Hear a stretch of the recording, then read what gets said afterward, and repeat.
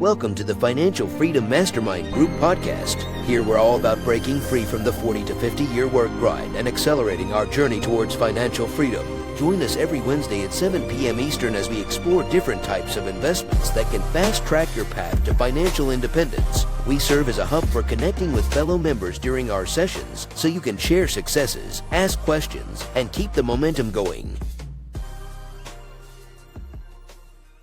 Good evening, everyone. This is Niyi Adewole, host of the Ekabo Home Financial Freedom Mastermind podcast, and I'm excited to be joining you here on this Wednesday, January 21st. It has been an awesome month so far. We've been getting after it as the Ekabo Home team, and I'm so excited for the year. I think it's just pretty cool what 2026 has in store for us already, and we're looking forward to continuing that. And so you're going to see some more content. You're going to see a lot more of the day-to-day that we're doing from the Ekabo Home team because we heard more people want to see that. And so we're excited to do that all of 2026. But SA, let's talk about it, man. I know you want to talk about the credits, right? In a hypothetical deal and how you can get around going over the credit limit, right? On a conventional offer. That's correct. Yeah. Okay. And I like the profile pic, man. This is cool. It's professional. And that tie is fire. I like that tie. Thanks. Of course. So, okay. So when you're looking at this, right, there is a cap when it comes to different lending types. So if you're doing an FHA loan on a property, the cap is 6% in seller credits that you're allowed to have. If you're doing a conventional loan on a property, the cap is 3%, right? And so a lot of the deals that we do, we go over that cap in seller credits, right? And you do have to get it back down in that cap before closing. But what we found and the way that we do this is by looking for improvements that could be made to the property and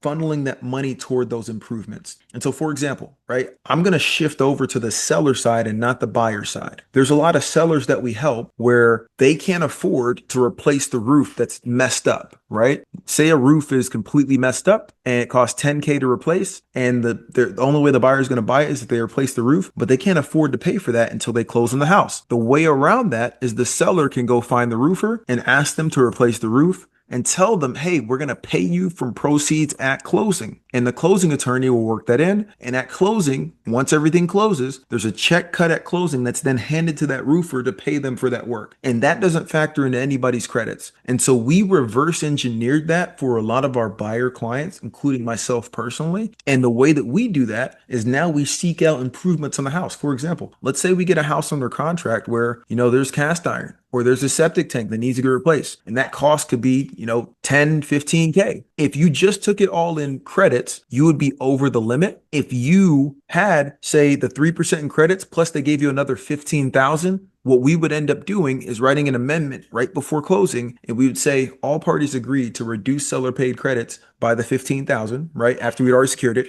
And all parties agree that 15,000 will be paid to this vendor from seller proceeds at closing in an amendment. And then at closing, what happens is the closing attorney is actually the one that cuts the check. It comes from them. They hand it to me and I hand it to the buyer to give to that contractor for the work that is getting completed or is complete. Does that make sense? Okay. Yeah. That I understand that does make sense. So you're saying that right before closing, there's an agreement on both parties to decrease the seller's credit, which is north of 3%. And that difference is being paid to the actual contractor. So during closing, we're still at that 3% mark. You are spot on. That's exactly how we're doing it and getting around that piece because we're a little more creative. And then also when we're actually negotiating it during due diligence, we'll put a special stip in there, right, to make sure we're all on the same page. And it says seller agrees that seller paid credits, or really it says all parties agree that seller paid credits can be reallocated and escrowed for payment to contractors at closing. And that one line allows us to then do that final amendment a week before close. Okay.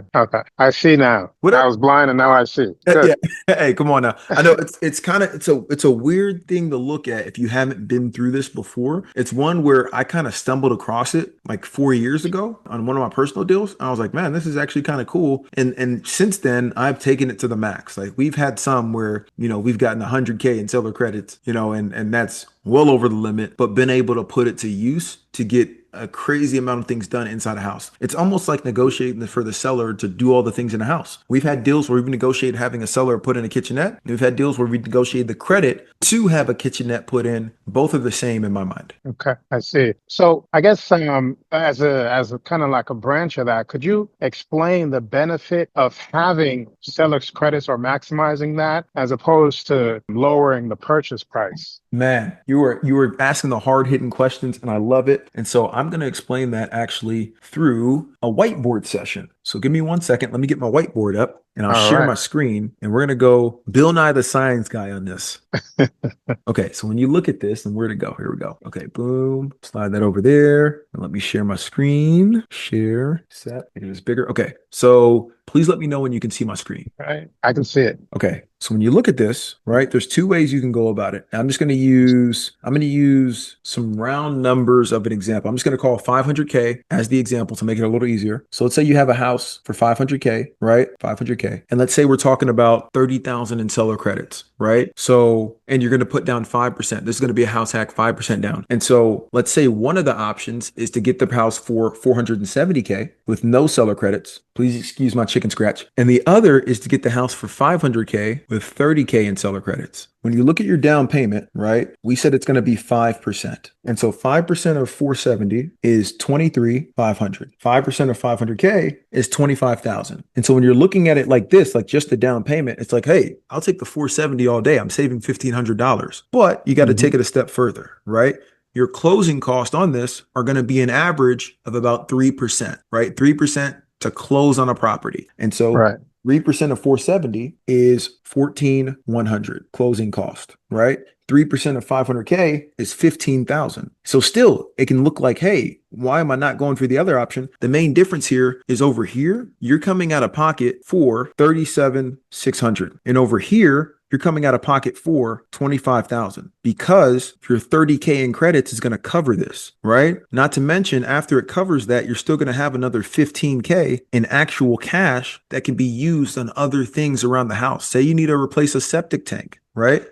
Say you need to, do cast iron. Say you need to replace a roof. Yes, you could get the price reduced, but then you got to come out of pocket for that money with cold hard cash today. Or you can get credits that get you the brand new roof that's going to last 20 years and you don't have to pay for that right now. And oh, by the way, the overall cost of this, when you factor in a mortgage of 15K, is less than like $40, right? A month, which as long as you believe that you can make more than $40 a month, right? With having that brand new item, I think it's well worth it. If somebody told you could finance a brand new roof for $40 a month, no, you would take that all day. And so that's why I look at the, go ahead. And that's I guess it's a trade-off, and as it relates to your monthly payment on the mortgage, the 500K you still have a greater monthly payment on your mortgage. However, you're able to get some stuff done. Sure. And so let's look at this, right? I'm going to open a new window and we're going to pull this up. So I'm going to go to Zillow and we're going to look at an option of a property. I'm going to go, this is one that we're actually looking at for another client and it's 500K. That's where that number was in my head. I was trying to think where I got the 500K from. So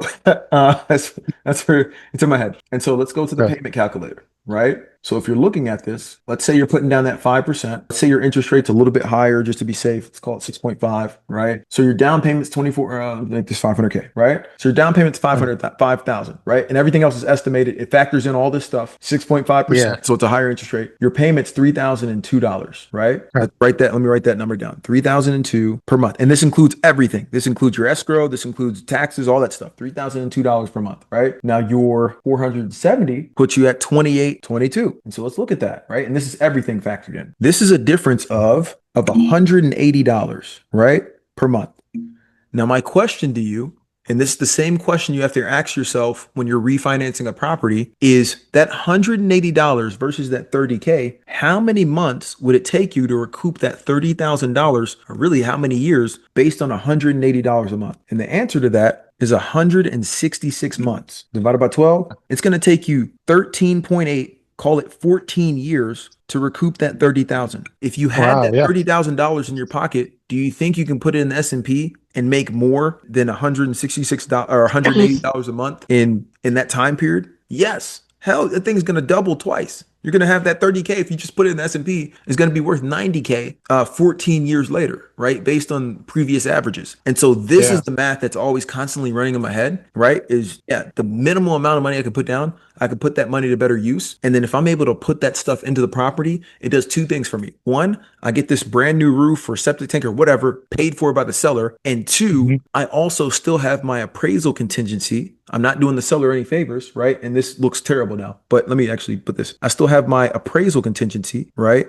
To where Mhm. if the home doesn't appraise for this value, I can now come back and fight them on the price. We just did this on a different deal where we were able to get the seller to agree to, and every deal is different, right? It depends on the seller's motivation. Seller to agree to replace cast iron. It was going to be about a 10K job, and we still have about 30K worth of credits. Now, this is a home where the appraisal came in super low. The appraisal came in at 535, and we had it under contract for 575 with that 30K in credits. And so Yeah. it was rough. There was, I mean, that's a 40K difference. So one, we were able to go back and successfully fight that appraisal. We went line item by line item, which is what we do on the Ekabo home team. We don't just take an appraisal or a document at face value. We run it through the numbers and make sure like, hey, does this make sense? And so we went line item by line item. We saw some discrepancies and we are able to fight it successfully. And they boosted the value to 565, which is a 10K difference. And then we were able to Yeah. negotiate with the seller to then meet somewhere along that spectrum while keeping all those credits or most of the credits, which was good. So that's kind of how we Okay. work it. Does that make sense? So we got Okay. them on the value, we got them to Yeah. come down, and we got credits because we took the jab,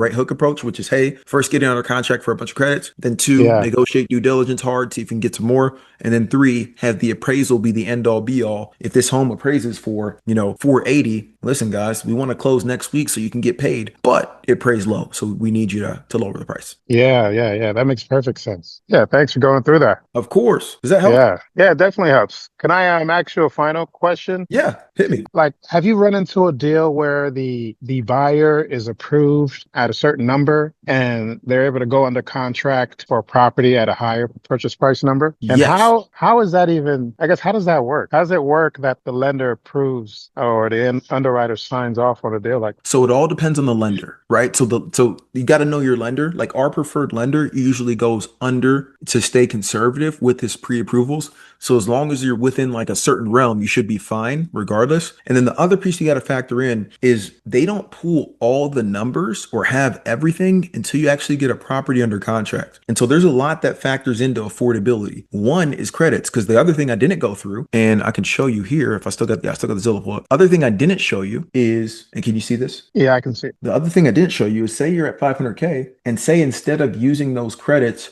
to do other stuff, say you use the additional credits to buy down the interest rate. Say you take the interest rate from 6.5 to 6. You actually would end up paying roughly the same amount that you would at 470 by knocking that interest rate down by 0.5%, which costs you about $5,000 to do, right? And you would be able to have your cake and eat it too. And so just with this small example, you can see how the affordability changes on a snap. That's $200 almost. That's like 160 something dollars, right? That it just went down by lowering the interest rate by 0.5%. And so there's that. That's a lever that can be pulled. Another lever that can be pulled is the taxes, right? They don't know the exact taxes for that county until, we have a deal under contract. And then also insurance, right? They're estimating all these things and your insurance usually is estimated higher. That's how they give you a lower one. And then when you talk to our insurance broker, they're rock stars and they get the best deal possible. And it's a lot lower than what is estimated on those pieces. And so there's a lot of things being estimated on a pre-approval until you get a deal under contract. And then once you have the deal under contract, that's when it all comes together. That's when we're able to pull in the insurance guy. That's when we're able to pull in the tax records.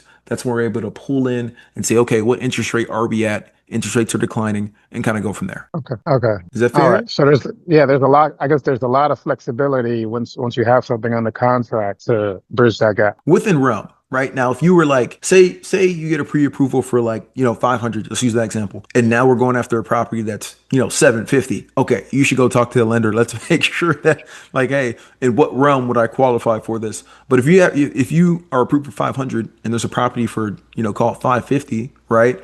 With the lenders that we utilize, you should still be fine, especially the way that we put deals under contract with some credits and things of that nature in taking Yeah. that deal down. Okay. And Great. that's why we have the Thanks. financing contingency too, right? Typically, we'll set Yeah. a financing contingency at 14 days. And so during that time period, if there's any issues popping up, we're going to know and be able to go ahead and bow out of that deal and get the earnest money back. Okay. Beautiful. Thank you. Of course. Did this help? Yeah. It was very helpful. Yeah. Taking a Actually, it's walk good right to have you now. on, man. Finally, you joined the Financial Freedom Mastermind group. And today, I thought there was like 2 or 3 other people that were hitting me up. I think they're going to join a little bit later. But That's great. we switched this. We used to have it at 7 p.m. When I was working at W2 like a few years ago, like 2020, 2021. And then we switched it to 4 to 5 because it's like, what's the point of having it, super late if you don't have to? So this is our time now, every Wednesday. And that's good. I mean, people are able to join because they're getting off work and driving back. So it's a good time. Absolutely. Anything else to mind? Well, the other questions I have are specific to a deal. I like to have that in a more private setting. Sure.